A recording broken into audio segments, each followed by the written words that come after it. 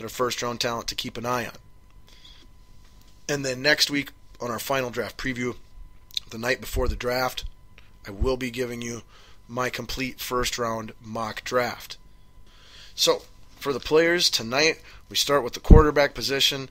Most everybody knows the two quarterbacks that are expected to go in the first round of the draft, Jameis Winston from Florida State and Marcus Mariota, Heisman Trophy winner from Oregon.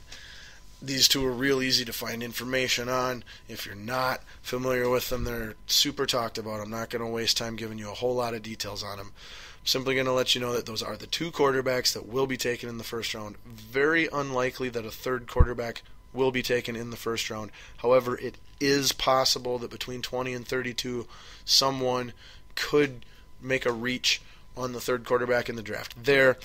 If that's the case, it would be either Bryce Petty, Garrett Grayson, or Hundley from UCLA. It is almost a guarantee that either Jameis Winston or Mariota, most likely Jameis Winston, will be drafted number 1 overall by the Tampa Bay Buccaneers. Where Marcus Mariota goes is a whole other story and one of the most interesting parts of the whole draft. He could go as high as number 2, whether it be to Tennessee at number 2 or whether Tennessee trades that pick, possibly to Chicago, possibly to San Diego, possibly to New York. There are many teams that have the players or the draft picks combined with the need for a quarterback that would potentially make that trade. Or you could see a fall similar to what Brady Quinn, Johnny Manziel, Aaron Rodgers, and a lot of the other number 2 quarterbacks in the draft have experienced over the last 5 to 10 years. If that happens, look for Mariota to slide no farther than probably 20, somewhere between 15 and 20 should be about the farthest that he slides. But I expect him to be gone somewhere between 2 and 12. Now, at running back, we have not had a running back taken in the first round of the draft since it was either like 2010 or 2012. Either way, it's been a couple years. Now, this year, that should end either or both of Todd Gurley and Melvin Gordon should be taken in the first round. Gurley is everything I see and everything I think as well. He should be a first rounder, likely to the San Diego Chargers, but depending on what they do trade-wise, you never know. Otherwise, I don't know if a team's going to be willing to take a running back in the first round when you consider how many really good running backs there are in this draft class. It's a deep running back draft class where you can get a great running back in the second, third, or possibly even fourth rounds yet. But Melvin Gordon and Todd Gurley are the two that have a chance. Other names that would maybe sneak in the bottom if a third one went would be Amir Abdullah, Jay Ajayi, TJ Yeldon, Duke Johnson, Trent Coleman. But those are deeper round guys. All right, now moving on to wide receiver. Very deep, lots of talent. Could be as many as 8. For sure, well, you would think would be at least 4 go in the first round, but could be as many as 8, 9, or 10 go in the first round. Amari Cooper and Kevin White are the top 2 names there. Look for Amari Cooper and Kevin White to go 3 and or 4. Jacksonville and the Raiders.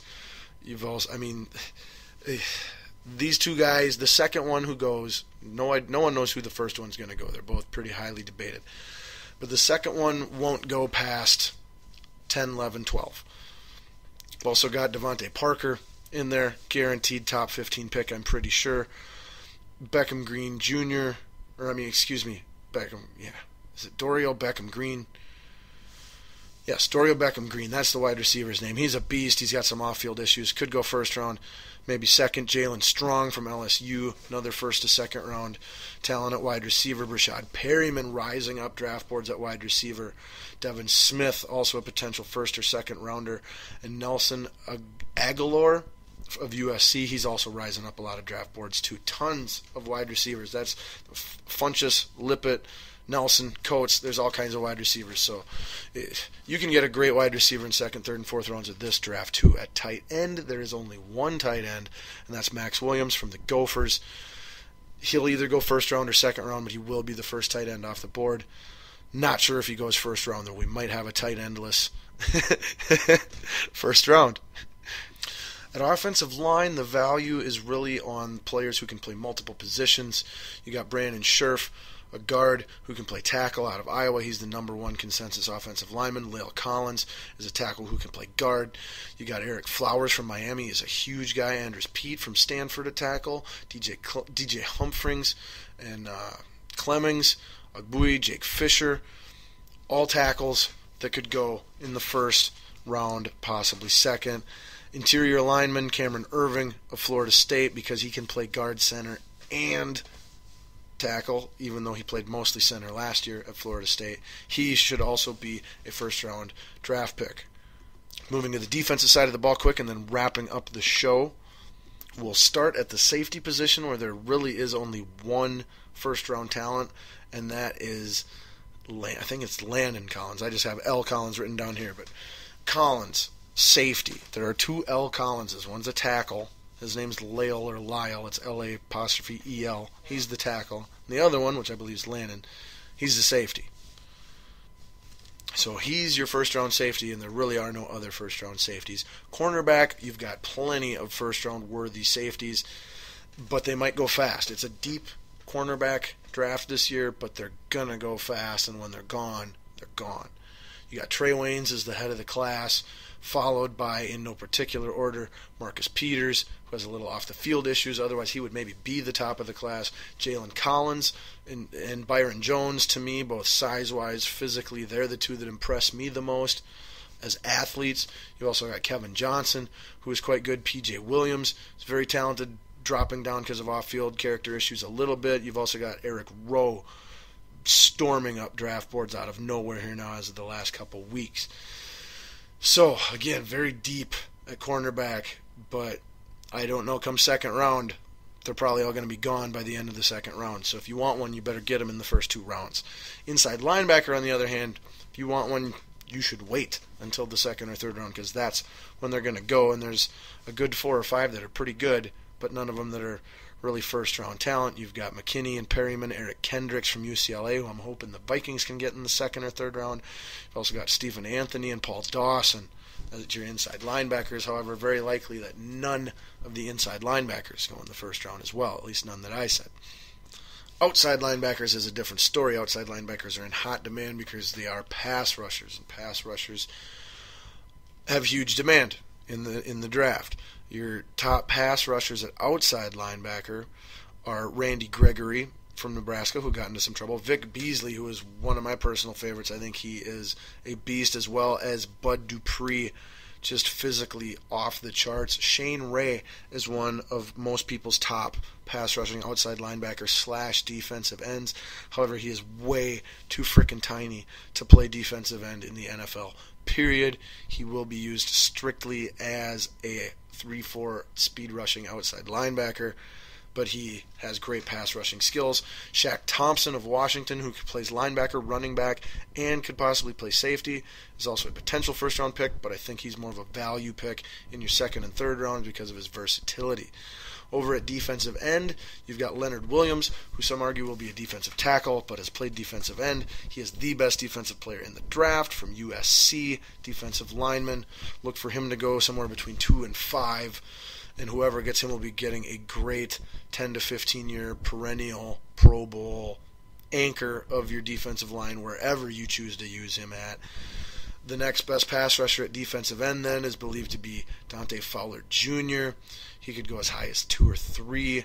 I could also see him dropping similar to the way Sharif Floyd did the year that the Vikings got him. If there's a defensive player that's going to drop like that, I would think it would be Fowler. Could also be Shane Ray, strictly because of his undersize. However, he's got such a great motor, great character, great football instincts, great technique that I think a lot of people are going to be willing to overlook his size question marks and point to the productivity that he has displayed and use that to justify that pick.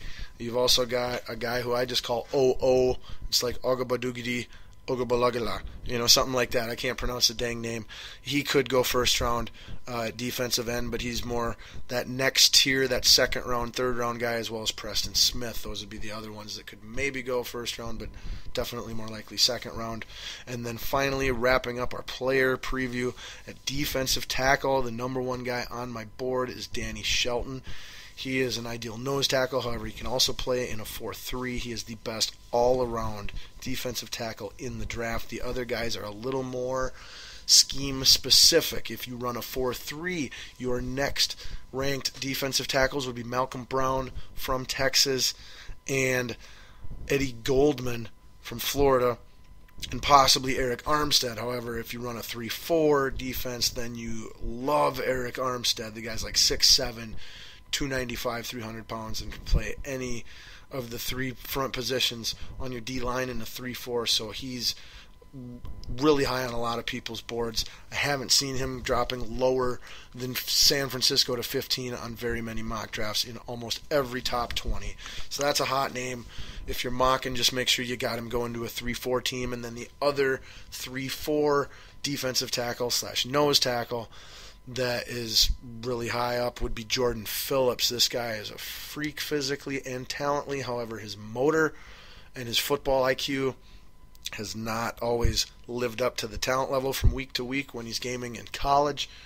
Now, this to me seems like a match made in heaven for Bill Belichick, sitting at number 32 with the New England Patriots, trying to replace Vince Wilfork running a 3-4. Just seems like a perfect fit. However, they do have a ton of secondary needs as well. So if they don't go with Jordan Phillips or some other nose tackle to replace Wilfork, they will almost for sure go secondary to replace Revis and Browner. But those are all the names that you can and should expect to hear called next Thursday on the NFL Draft when the first round kicks off. Can't wait. Be mock drafting next week. All right. Well, here we go. We're running way over time. We're just going to squeeze it into the 90-minute show here this week. Balls deep thought of the day. Oh, no, wait. I actually got to preview WWE real quick. And then we've also got Luke Harper versus Dean Ambrose in a Chicago street fight match. That should be a great one. And Nikki Bella defending her Divas title versus Naomi. So, again, that's Extreme Rules coming up this Sunday. You can watch it on the WWE Network for just $9.99. I'm sure there will be some great OMG moments, some good sleeper hidden gem matches. All in all, the pay-per-view is a filler pay-per-view. It's not one of the biggies, but it's worth watching if you're a wrestling fan, and I am, and I will be. All right, now on to Balls Deep Thought of the Day. All right, so Balls Deep Thought of the Day was inspired by my chiropractor today. He was talking to me about his son and his son's baseball team and his son's baseball coach. And his son attends high school and plays on the high school baseball team. I will keep all of that confidential. However, we were having a discussion about his and his sons and other parents and people in the school's frustrations as they have a terrible, terrible program because they have a terrible, terrible coach. And he's been there for 15 years and they can't get him to leave because of certain employment rules or whatever regarding how schools go about hiring and firing people, stuff like that, or something like that. At least that's what they're saying. And upon having this conversation with my chiropractor, it got me thinking, and the thought that I arrived at was my balls deep thought of the day here that I'm about to present to you, and that is, who is the most influential figure in the sports world? I'm not looking for a specific name or specific person or anything like that. What I was thinking of as my answer to that question, and there is no right or wrong, and I'd like to hear your answer, but what I was thinking as my answer for that question would be a youth athletics coach. Now, this could be the Pee Wee League baseball coach, or this could be the high school varsity, well, maybe, yeah, anything from 2 to 18, whether it be school or community or whatever else, other organized sports activity. A youth sports coach is the most important and the most influential person in the sports world. These are the people who teach the fundamentals of the game, who lay the foundation for all the greatness that can be accomplished later on down the line in athletics, should they be good enough to do that and choose to pursue that. These are the people who teach the life lessons that are the most invaluable part of all when it comes to being a youth involved in organized sports activity. Understanding and learning about teamwork